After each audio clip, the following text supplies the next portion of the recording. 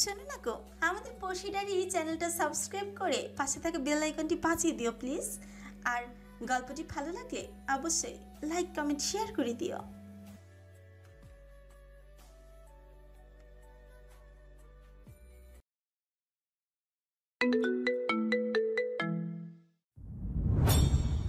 তুই কে? আমার আর দিয়ার ব্যাপারে কথা বলার তুই কে? অর্ণবের বেড পার্টনার, বিয়ের পর পরকীয়া করিস কাজিনের সাথে, হোটেলে থাকিস, এমন এক মেয়েকে অর্ণবের গলায় ঝুলাতে চেয়েছিস যেন মেয়েটা বেচারি হয়। অর্ণবের কুকর্ম জেনেও ডিভোর্স না দিতে পারে এমন বেচারি মেয়েদের বিয়ে হয় কষ্টে, তাই শত অন্যায় সহ্য করে সামলে থাকে এমন কুলাঙ্গারের সাথে সংসারে। পয়েন্ট ছিল সব কিছুতে। এই বেয়াদব মেয়ে কেন এমন ঠকাচ্ছিলি তুই দিয়াকে? উফ, প্রেম, লাভ, বেড নষ্ট করার নেশায়। দিয়ার পায়ের নিচে জমি নেই। এক একটা ঘটনায় তার হৃদয় ভঙ্গুর হচ্ছে, কান জ্বলছে তার। এতটা নিকৃষ্ট মানুষ হয়? অর্ণব মিলি এমন ঠকানোর চিন্তায় ছিল। বিয়েটার জন্য এই অর্ণবের যত তাড়াহুড়ো, আর মিলির তত মিষ্টি কথা। দিয়ার মাথায় পীড়া আরো উতলা হয়। বাকিরা সকলে হতভম্ব। ফায়াজ ব্যাপক রেগে উঠেছে। তার এমন হিংস্রতা সচরাচর দেখা যায় না। অর্ণব দিয়ার পানে ঘাড় ঘোরাতে চাইলে ফায়াজ দুই হাতে ঘাড়ে শক্ত ভঙ্গিমায় আঁকড়ে ধরে। ও দিয়া, মিসেস ফায়াজ শাফকাত মির্জা, ওর দিকে তাকানোর সাহস আমি ফায়াজ কাউকে দেইনি। তুই তো সেখানে 2 পয়সার নষ্ট মানুষ। দিয়া আর আপনি পাপ করেছেন, শারীরিক চাহিদা মিটিয়েছেন আপনি ওকে দিয়ে বিয়ের আগে। আমাদের বিরুদ্ধে মিথ্যা কথা কেন বলছেন আপনি ফায়াজ? কি প্রমাণ আছে আমাদের বিরুদ্ধে? মিলি তাদের পাপ মানতে নারাজ, উল্টো পাল্টা বুকে যাচ্ছে। দিয়ার কানে যেন সীসা ঢালল কেউ। এত জ্বলন হচ্ছে, গায়ের ওড়না মুচড়ে নেয় সে। ফায়াজের ভাবভঙ্গি অন্যরকম। সে মিলির গায়ে হাত তুলতে পারবে না জেনে অর্ণবের গালে চড় দেয়। অর্ণব তেড়ে আসতে নিলে ফায়াজ তার গলা চেপে ধরে। মহিউদ্দিন, মিলি ও মিলির মা তাদের থামাতে চেয়েও লাভ হয়নি। ফায়াজ শক্ত হাতে ধরেছে। নাক মুখ লাল হয়ে আসে অর্ণবের। ফায়াজ চিৎকার করে, আমার বিয়ে করা বউ, ওর ব্যাপারে একটাও বাজে কথা না। বিয়ে ওকে আমি তুলে নিয়ে করেছি জোর করে। কার বাপের কি? হ্যাঁ, তোদের কি? দিয়ার লাইফ নষ্ট করতে না পেরে দুইজনের আর পথ নেই? জাহান্নামে যা। আরো একখানা চড় দেয় সে অর্ণবের গালে। চেঁচামেচি কক্ষ জুড়ে। দিয়ার অতিষ্ঠ লাগছে সব। কে কি করলো না করলো কিছুর প্রতি আগ্রহ পাচ্ছে না। সে কেবল বুঝলো ফায়াজ তাকে এসব জেনে বিয়ে করেছে তাকে রক্ষা করতে। উত্তর জানা দরকার দিয়ার। অযথা অর্ণব বা মিলির কাহিনী নিয়ে আর ভাবতে মন সায় দিচ্ছে না। তাদের জন্য অভিশাপ দিলে অভিশাপের নাম খারাপ হবে। যা করার খোদা করবেন। ফায়াজ বেশ আক্রমণাত্মক হচ্ছে। মহিউদ্দিন আঙ্কেল আমাকে এমন অপদস্থ করেছে ফায়াজ, সেটার ফল একদম ভালো হবে না। উনি দোষ করে কেন সব অভিযোগ আমার আর মিলির নামে করছে? দিয়া, বিলিভ মি, আমি কিছু করিনি। I love you.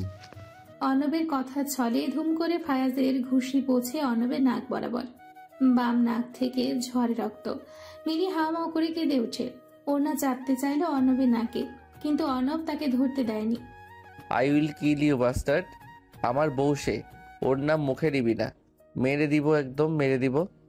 যথেষ্ট স্পষ্ট খুন খারাপের নিয়ত ফায়াজের। মহিউদ্দিন তার বাহু টেনে অস্থির।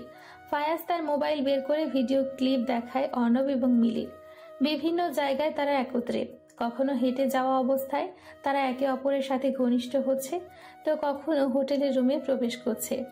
মিলির পোশাকে উচ্ছৃঙ্খলতা স্পষ্ট। দেয়া ভিডিওগুলো দেখেনি। মিলির হাসির ঝলকানি শুনেছে কেবল। ভিডিও ক্লিপের অনেক সংখ্যা। এক একটা দেখে মিলির অবস্থা খারাপ। অর্ণবের পাপ সামনে আসায় সে যেন আরো বিষিয়ে গেল। যা বোঝার বাকিরা বুঝেছে ফায়াজ ঠিক কি কি নির্দেশনা দিয়ে আসছিল অর্ণব এবং মিলির বিরুদ্ধে। দেয়া হতবাক।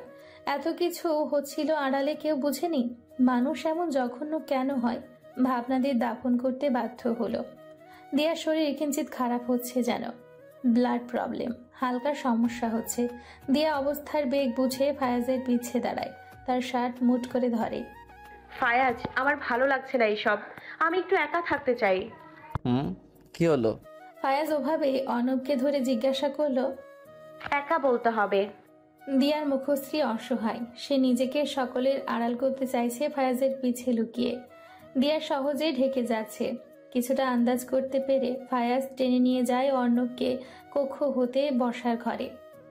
সকলে পেছন পেছন আসলো, তবে দিয়া আসেনি। সে ধীর পায়ে ওয়াশরুমে যায়। ফায়াজ তীব্র শাসায় অর্ণবকে। মিলির মা তাকে চড় মেরে ঘরে নিয়ে যাচ্ছে। অর্ণবকে ফের হুমকির সহিত ধাক্কা দিয়ে ঘর থেকে বের করে ফায়াজ। মহিউদ্দিনকে কড়া ভাষায় জানায়, ওর বিরুদ্ধে আমি কেস করতে চেয়েছি, কিন্তু পরে ভাবলাম এমন বাদরদের জেলের চেয়েও সরাসরি অপমান করা দরকার ছিল। বাবা, আমাকে ক্ষমা করে দিও। অল্পের জন্য হলেও আমি তোমাকে ভুল বুঝেছি। তুমি দিয়াকে বাঁচিয়েছ, তোমার উপর ঋণী হয়ে গেলাম।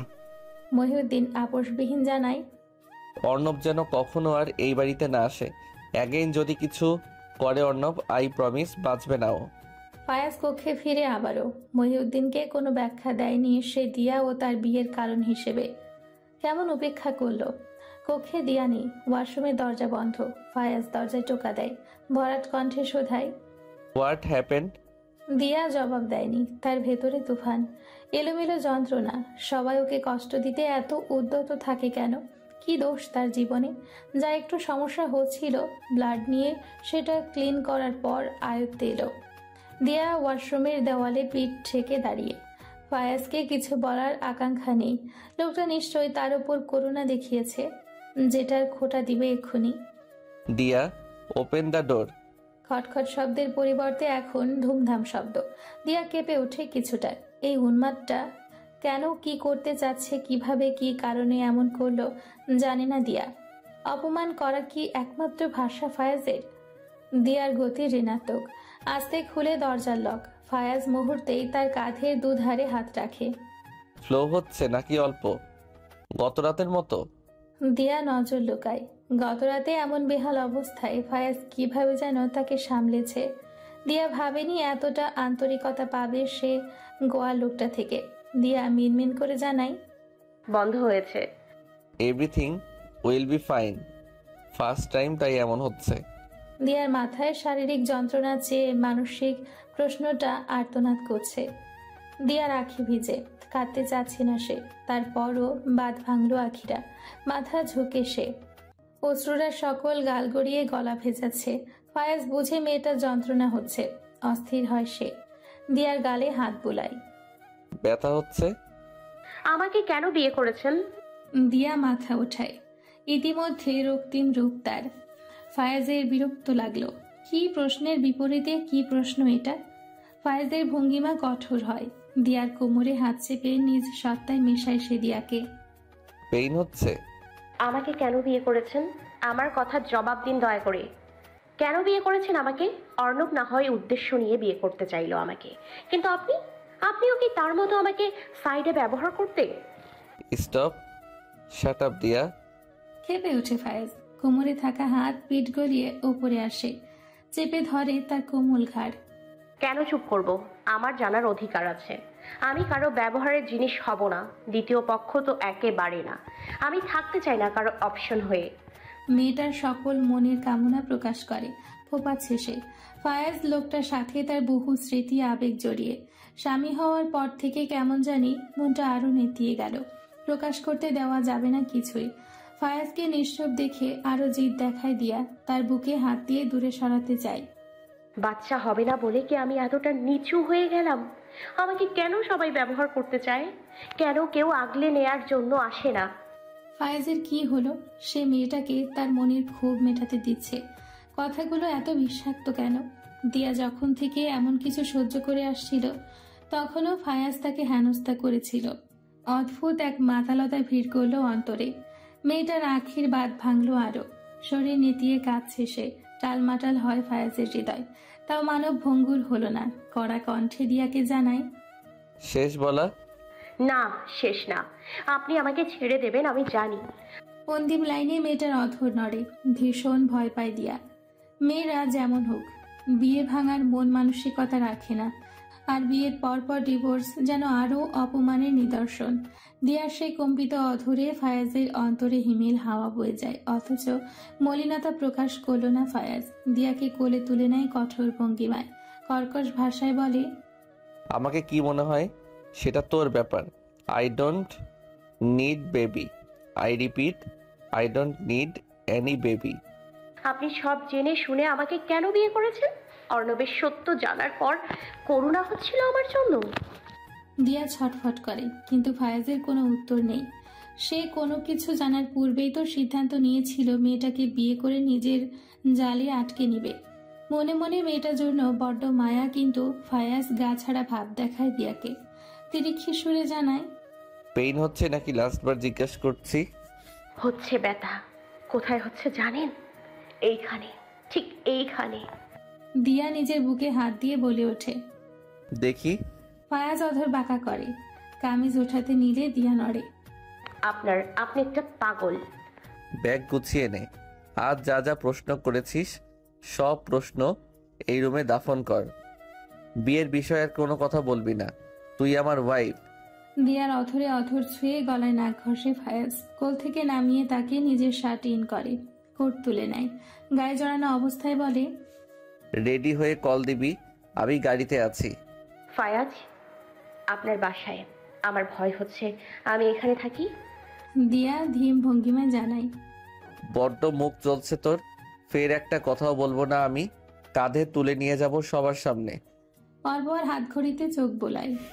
20 মিনিটস দিলাম তোকে, রেডি হয়ে কল দিবি। হনহনিয়ে হেঁটে বেরোয় ফায়াজ। দিয়া বিছানায় বসে জীবনের ঘটনা কোন দিকে মোড় নিবে সত্যি বুঝছে না সে। দিয়া জানে ফায়াজ তাকে ছাড়বে না। প্রশ্নগুলো নিজের দ্বিধা কাটাতে জিজ্ঞেস করেছিল। আজ সকল উত্তর তার মুখে শুনে ভেতরটা শীতল হলো দিয়ার। কোনো এক বিশেষ কারণ তো আছে তাদের বিয়ের পিছে। দিয়াকে অপমান করার জন্য বিয়ে করলেও ফায়াজ তার ঢাল হয়ে থাকবে দিয়া বুঝেছে। দীর্ঘশ্বাস বেরোয় রমণীর। ফায়াজ শুধু তার থাকুক। স্বামী নামক জিনিস মেয়েদের জীবনে সবচেয়ে দামি। গোয়ার ফায়াজের কাছে একবার সবকিছু সঁপে দিয়েছে। সারা জীবন যেন লোকটা তার থাকে। দিয়া মায়ের কথায় শাড়ি জড়ায় গায়ে। সুতি শাড়ি পরিহিত মেয়েটা অপার্থিব মায়াবী। নাক মুখ হালকা লাল, প্রসাধনী দেওয়ার স্বাদ নেই। নাকের কানের অলঙ্কারে জলজল করছে দিয়া। মহিউদ্দিন ফায়াজকে ফোন করলে ফায়াজ উপরে আসে। যদিও মহিউদ্দিন জানিয়েছে দিয়াকে নিয়ে তারা গাড়ির নিকট আসছে, কিন্তু ফায়াজ মানেনি। পৌঁছেছে দিয়াদের বাসার সামনে। দিয়ার গোছানো ব্যাগ মহিউদ্দিন থেকে নেয় ফায়াজ। অপর হাতে দিয়ার হাত ধরে। হৃদস্পন্দন নড়বড়ে। মেয়েটা তার বউ, শাড়ি পরিহিতা প্রেয়সী। কুশল বিনিময়ের বিদায় জানায়নি ফায়াজ। কেবল আসছি বলেই দিয়াকে নিয়ে এগোচ্ছে সম্মুখে। পূর্বে দিয়ার বাবা মাকে বিদায় জানিয়েছিল। যাওয়ার সময়টুকুও পাড়াপড়শি কেবল চেয়ে রইল তাদের পানে। ফায়েজের শক্ত মুখভঙ্গির জন্য কানাঘোষা করল।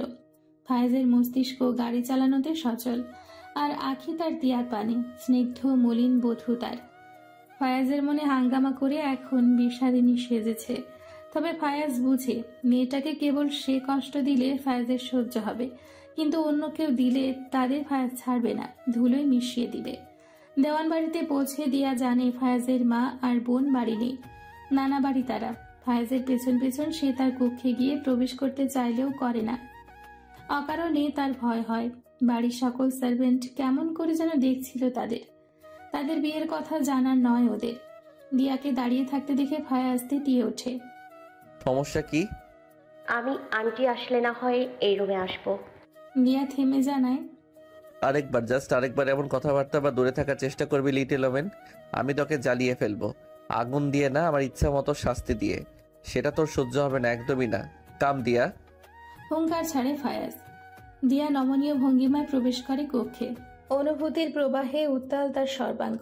ফায়াজ উদম শরীরে কক্ষের জিনিসপত্র ঠিক জায়গায় রাখছে। এসির পাওয়ার এতটা কমিয়েছে দিয়ার গালে ঠান্ডায় কাটা ফোটা যাচ্ছে যেন। সে নিশ্চুপ দাঁড়িয়ে অবলোকন করছে সব, বিশেষ করে তার নজর ফায়াজে। কেন জানি মনে হচ্ছে ফায়াজ দিয়ার প্রতি অত্যন্ত দুর্বল। ফায়াজ ঘাড় ঘোরালে নজর মিলে তাদের। তাকে দাঁড়িয়ে থাকতে দেখে ফায়াজ ধমকালো দিয়াকে। বস, দাঁড়িয়ে থাকতে কষ্ট হচ্ছে তোর, আমি দেখে বুঝছি তোকে। আর তুই দাঁড়িয়ে কি চিন্তা করছিস এত? কিছু না। দিয়া মিনমিন করে বলে ওঠে, অথচ মন শান্ত নেই। দিয়া নিশ্চিত জানে ফায়াজের পরিবার তাকে দেখলে ব্যাপক ক্ষেপে। তখন ফায়াজ কি করবে? পরিবারের বিরুদ্ধে গিয়ে প্রলোভ করবে সে। ইতিমধ্যে ফায়াজের প্রতি দিয়ার পূর্ব অনুভূতির জোয়ার হানা দিচ্ছে। দিয়া ভাবনায় মশগুল। সে সত্যি ভাবতে পারছে না কি বলবে তারা যখন ফায়াজের পরিবার সবটা জানবে। তার ভাবনার অভ্যন্তরে ফোন আসে ফায়াজের। দেওয়ান তাদের বিয়ের খবর জেনেছে। ফায়াজ বাবার সাথে এ নিয়ে কথাও বলেছিল গাড়িতে, যখন দেওয়ার জন্য অপেক্ষা করছিল তখন। তর্ক হয়েছিল বেশ অনেকক্ষণ। ফোন বাজলে কল রিসিভ করে ফায়াজ। ওপাশে কি বললো শোনেনি দিয়া, কিন্তু ফায়াজের গমগমে সুর স্পষ্ট শুনেছে। দিয়া ইজ মাই ওয়াইফ বাবা, এটা আমার শেষ কথা। ফোন কাটে সে। দিয়াকে প্রশ্নবিদ্ধ দৃষ্টিতে তার পানে চেয়ে থাকতে দেখে প্রকুচকে ফায়াজ প্রশ্ন করে, দাঁড়া, শার্ট খুলছি, আরো ভালো করে দেখ। সত্যি ফায়াজ তার শার্ট খুলে ফেলল হুট করে। দিয়া রাখিতে বিস্ময়। একটু আগে দেওয়ানের কথা নিয়ে ভাবুক মেয়েটা মুহূর্তে লজ্জায় আড়ষ্ট হয়, যেটা ফায়াজ ইচ্ছাকৃত করল দিয়ার মাথা হতে অযথা চিন্তা সরাতে। দিয়া নজর ঝুঁকে পা উঠায় বিছানায়, হাঁটু ভাঁজ করে জড়িয়ে বসে।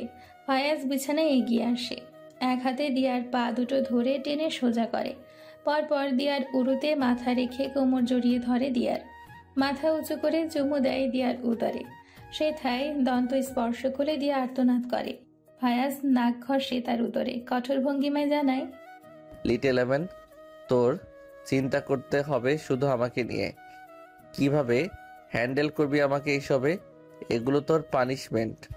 নষ্ট মেয়ে, রাস্তার ময়লা, নির্লজ্জ মেয়ে, দরজা খুল বললাম। আমার ছেলের রুমে দিনের পর দিন থাকলি কোন মুখে? তোর মতো নিচু মেয়ে মানুষ আর হয় কি?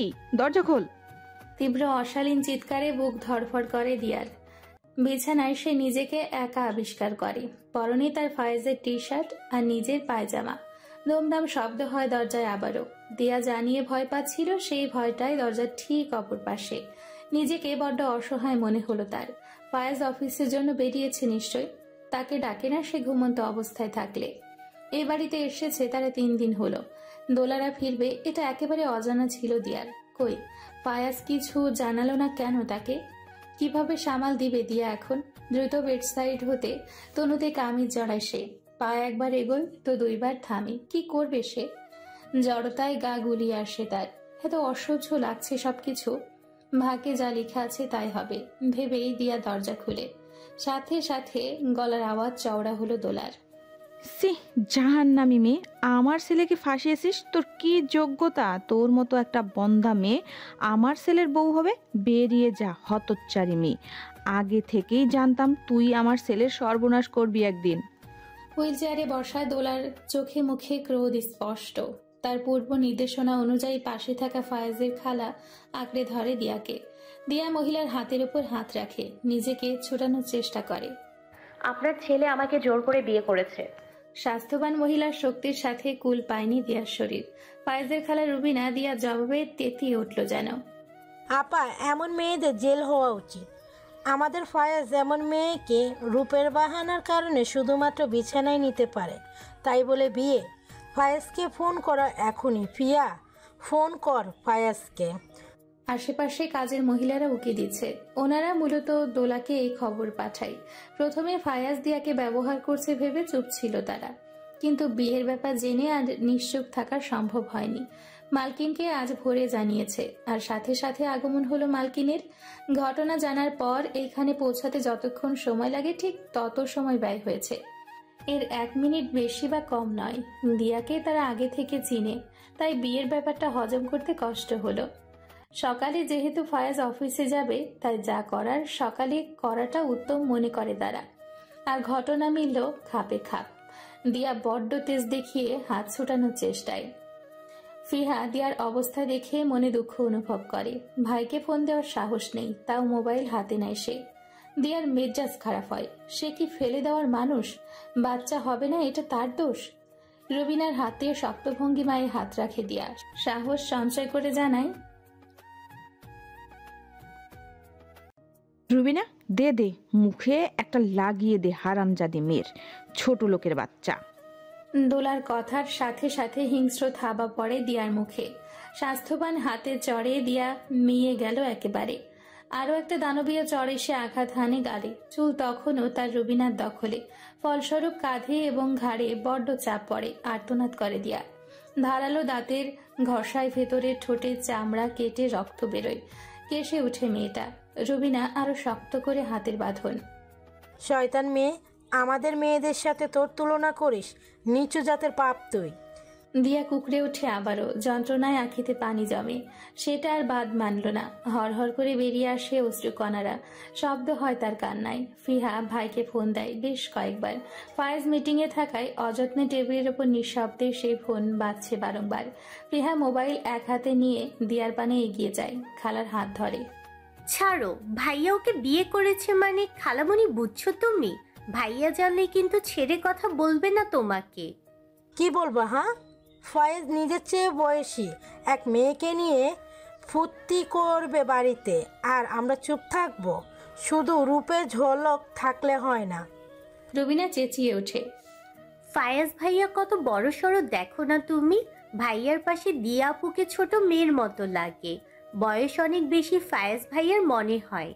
আপু অনেক সুন্দরী দেখে ভাইয়া নিজেকে কন্ট্রোল করতে পারেনি। আমি নিশ্চিত তুমি জানো না, কিছু জানো না। আমি জানি ভাইয়া দিয়া আপুকে ভালোবাসে। আগেও ভাইয়ার কাজকর্মে বুঝেছি সে দিয়া আপুর প্রতি উইক। আর এখন বিয়ে করেছে মানে নিশ্চয় অবসেসড ফায়াজ ভাইয়া দিয়া আপুর প্রতি। দিয়া ব্যথাকাতর দৃষ্টিতে ফিহার পানে তাকায়। ফিহা কি সব বলল? ফায়াজ তাকে ভালোবাসে? সে তার এত এত কঠোরতা, হিংস্রতা দিয়ার কাছে সব ঝাপসা মনে হলো শুধু এই একটা শব্দে, ভালোবাসে। দুর্বল হয়ে আসে তার পেলব শরীর। হুঙ্কার দেয় দোলা। চুপ থাক তুই, একদম চুপ। ভালোবাসা না চাই, এই মেয়েকে পাওয়া যাচ্ছে না বলে তোর বাপ কত খাটলো। আর দেখ সে কথায় আমার ছেলের রুমে। তোর বাপ জানে? জানলে মুখ কথায় লুকাবে অলক্ষী মেয়েটা। দিয়ার খুব বলতে ইচ্ছে করলো, দেওয়ান জানি সবটা, কিন্তু উচ্চারণ করলো না কিছু। দিয়ার সকল ভয় সত্যি হলো। মন ভরে অপমানিত হলো সে দেওয়ান বাড়িতে। পরক্ষণে কিছু আর ভাবলো কই। জোরে ধাক্কা দেয় রুবিনা দিয়াকে। দোলার শব্দ আরো উঁচু হলো। বের কর হারামজাদি মেয়েটাকে। দিয়াকে টেনে হিচড়ে ছুঁড়ে ফেললো রুবিনা বাড়ির বাহিরে। দিয়া কয়েক কদম হুড়মুড়িয়ে যায়।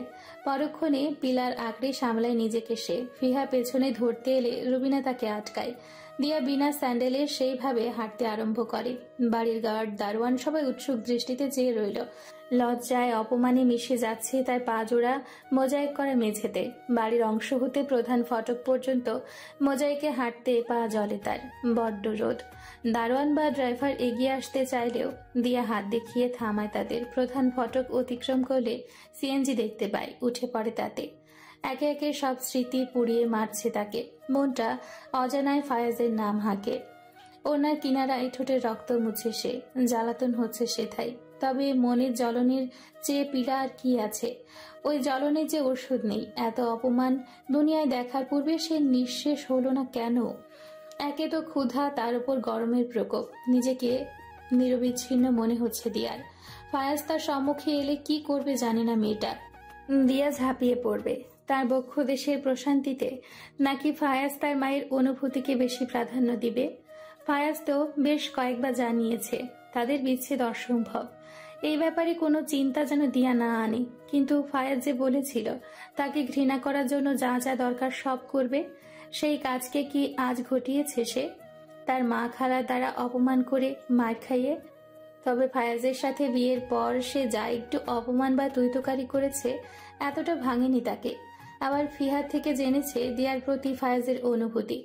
হয়তো এভাবেই ফিহা ধারণা করে বলেছে। বস্তুত এমন কিছুর আভাস কি আছে?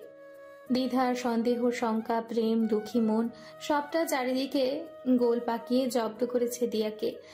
যার দুঃখ কেবল একটা ছিল, সেটা এখন রূপ নিয়েছে নানান সম্ভারে। হাঁপিয়ে উঠে তার মন অন্তর। সিএনজির দরজায় মাথায় হেলান দেয়। সিএনজি থেকে নেমে ভাড়ার জন্য অপেক্ষা করতে বলে দ্রুত কদম ফেলে দিয়া। আশেপাশে লোকজন তির্যক দৃষ্টিতে দেখে। দিয়ার কানে বহু কথাবার্তা আসলেও উপেক্ষা করে তাদের। কিন্তু অবস্থার বেগতিক হলে দৌড়ায় সে সোজা বাড়িতে পৌঁছে। বাবাকে ভাড়ার কথা বলে কক্ষে আটকে নেয় নিজেকে। মা বহুবার দরজায় কড়া নাড়ে। দিয়া তার অপরিষ্কার পা নিয়ে শুয়ে পড়ে বিছানায়। নজর তার ফ্যানের পানে, স্থির ফ্যান, ঠিক তার জীবনের মতো। কোনো গতি নেই।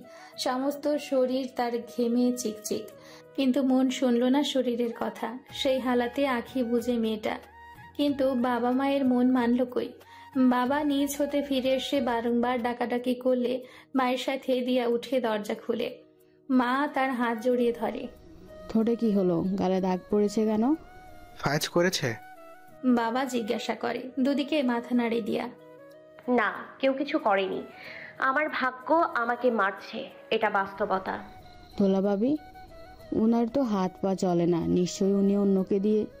পারভিন কিছু বলতে নিলে দিয়ার শীতল দৃষ্টি দেখে থামে। দেওয়ান বলেছিল ঢাকা থেকে এলে তোমাদের বিয়ে নিয়ে কথা বলবে বাসায়, এর পূর্বে জানাবে না দোলাকে কিছু, কিন্তু নিশ্চয়ই মহিলা জেনেছে কারোর থেকে। মহিউদ্দিন বলে ওঠে, আব্বা তুমি কেন দেওয়ান আঙ্কেল থেকেই সাহায্য নিয়েছো?